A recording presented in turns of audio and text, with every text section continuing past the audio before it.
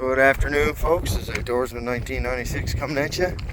It's currently August 28th, 2023. Where the heck did this summer go? Oh, I know. I worked it. I haven't even been swimming the year.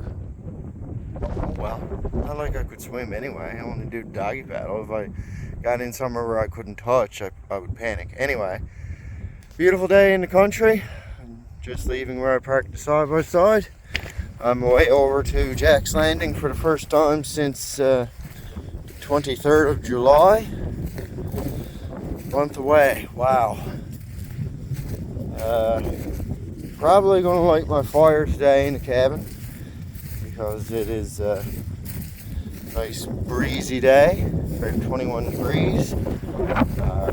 We got Bernie and Franklin coming up along on Wednesday. Now, we're not going to get the wind part of it, just a normal breezy day, 60 to 80 kilometer hour winds, and potentially heavy rain. So, just to be prepared to go over. Oh, hello. Well, it's a rope already.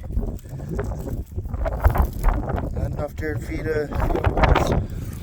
Anyway, yeah, I got some stuff left out around from when I was in and took care of my ants that I'm going to shove back in under the cabin.